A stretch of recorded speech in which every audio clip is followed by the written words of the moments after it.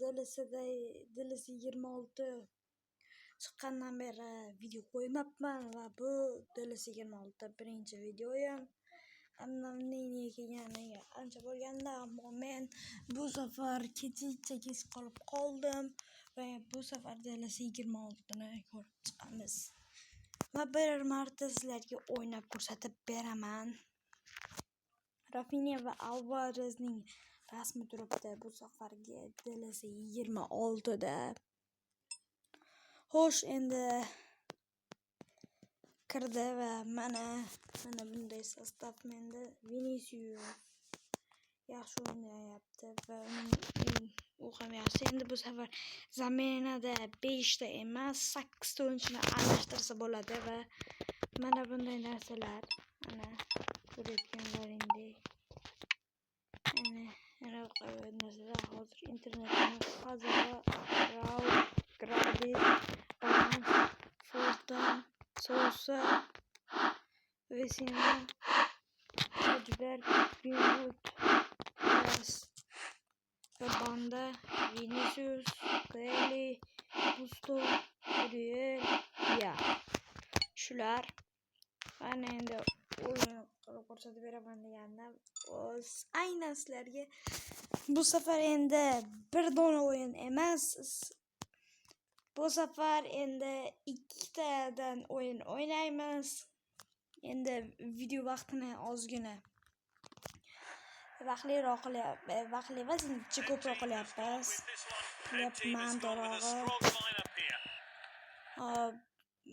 Sizlarga shahlo uchun o'zim qilib beraman va to'pni ular boshlashmoqda. So'zi to'p tomon pressing uyushtirmoqda, ammo to'pni olmayapti va undan zamondan xato vaziyat va Gradit to'pni olib qo'ydi. Ozgina qaytmoqda. Vecino Bandaga, Banda esa Diasga 10 berdim. 7 da o'ynardi oldin, bilasiz. Unda har bitta o'yinida hat-trick qilmoqda. Shuning uchun unda porlab ketdi. Banda esa 22 da o'ynardi, 7 asos tarkib. Uni hujumda Viniciusning o'rniga qo'ydim. Xuddi Ancelottining o'rniga Xabi Alonso kelgandek bo'lib qoldi va Greenwood hozir qo'ydi, o'zi sari oldi. 11-daqiqada Gradit Bandaga pas, Dias ochiq, pasni ko'rdi, pas berdi, Dias hujumni boshladi va to'pni oldirib qo'ydi va to'pni olganda yana bir bor pressing uyushtirmoqda. Dias yo'q, Belga pas berdi. Kimdir Grassidan patkat tashlab to'pni olib qo'ymoqda bizning jamoa. Vecino ham olmadi. Hojberg ham Pazella ochilib ketdi. Juda ochilib ketdi. Dias va Pazella zo'r ochilib ketdi va Diasdan gol. Sizlarga aytmagandim, bitta ko'p o'yin o'ynadim DLC 26 da. Dias urgandan keyin nishonlangim kelmay qoldi-da, chunki har bitta o'yinida hat-trick, bitta assist, 2 ta gol, dubllar qayd etib, har bitta o'yinida gol urardi, gol urardi-da.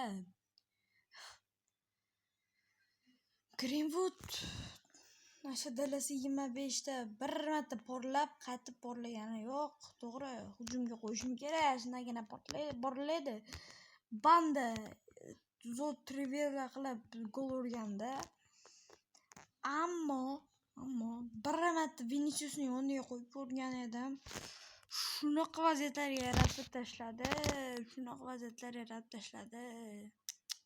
Ishonavering. Shunaqa vaziyatlar. Bitta o'yinda o'zida shu bilan gol urdi-da. Unaqa bo'lmasdi. Anaqaga qarshi edi-ya, Lissabon, Sportingga qarshi to'g'ri. Hojberg to'pni pressing uyushtirib oldi va Luis Diasga pas berdi. Luis bitta gol qahramoni va hozir qoida buzilmadi deb aytdi hakam. Hojiber yana DSga. Hozir qoida buzilmadimi Greenwoodga? Yo'q dedi hakam. To'pga o'ynaldi va birinchi taym ham tugadi.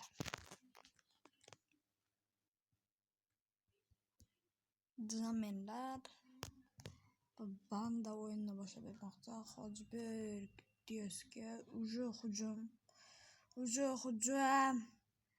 Bu hujumni gol bilan tugatmasa bo'lmasdi, ammo himoyachidan xato va Uglovoy Dias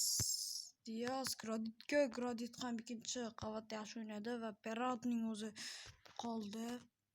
Dias Greenwood ichkariga kira olmasligini bildi va Diasga to'p berildi. Dias! Ajoyib zarba bo'ldi. Hozir ko'rib chiqsak, xo'p, Dias yurib bordi va shu yerdan zarba ozgina yetmay qolgan ekan. Ozgina. Va Pazellani almashtirib, to'g'ri, Pazellani yaxshi o'ynasa ham almashtiryapman, chunki bilmadim nima ekanligini. Almashtirishlar ham kerak, zaxiradagi o'yinchilar ham, zamindagi o'yinchilar ham o'ynash kerak. Lekin Dias bilan Sousaga odam topilmayapti. Hojibergga ham masalan Greenwoodga bor masalan, mana hozir ham almashdi. Zo'r trendlar bo'lib ketdi. Men yo'qligimda ko'rgan bo'lsalaring kerak. Mana bu mol bu nima edi xullas? Voytdagi mol tug'di. Zo'r trendlar bo'lib ketdi.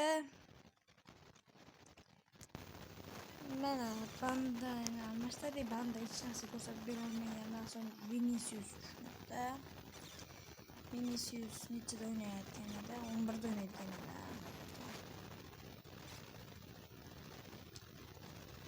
Onkidan 11da berdi. 7dan aytganimdek band oldi. Dias yo'q.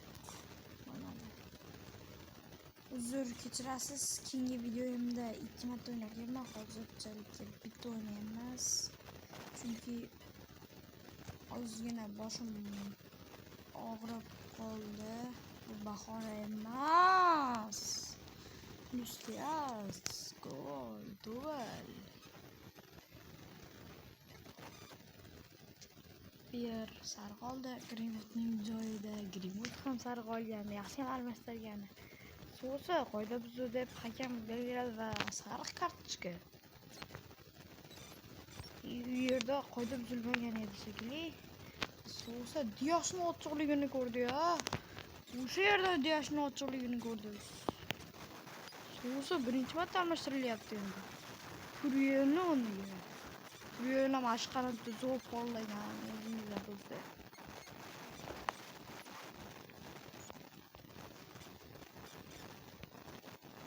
Aynan 4-5-1 sxemasida juda porlagan. 4-4-2da Greenwood borligi uchun bo'lolmagan hozir. Dias nima qildi? 7 ta zarba.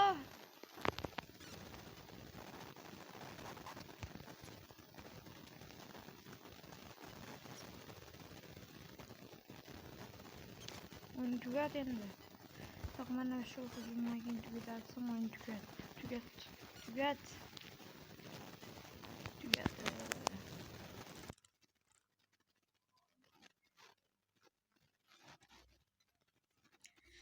Matbuot anjumanida hammaga assalomu alaykum deymiz. Xo'sh, savollaringizni bersangiz Luis haqida nima deyolasiz? U keyingi o'yinga chiqa oladimi yoki keyingi o'yinda yana hat-trick qila oladimi? Masalan, bu o'yinda dubl qayd etdi. Keyingi o'yinda nima qila oladi? Yaxshi savol.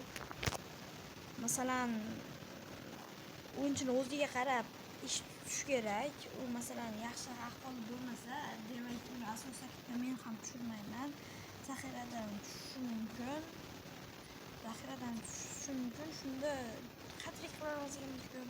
Sizlar bu o'yinni ishlatsa bo'ladi bunga. Va endi keyingi o'yinda albatta hat-trick qilishini kutib qolaman. O'tgan o'yinlarga o'xshab 4-1, 3-1, 5-0 o'shaqa qiladi kutib qolaman. Diasdan poker. Hop, Gradit haqida nima deyapsiz? Gradit zo'r, himoyada hech kim o'tkazmayapti. Va u ham zo'r o'ynamoqda. Borneschi. U standartda uglovo'lardan qanday qilib bu darajaga yetkazgansiz? Meni Bornes yaxshi o'yinchi, ikkinchi qavat doim yutib keladi va hammaga xayr. Tugadi. Do'stlar, sizlarga ham xayr va keyingi videolarda uchrashguncha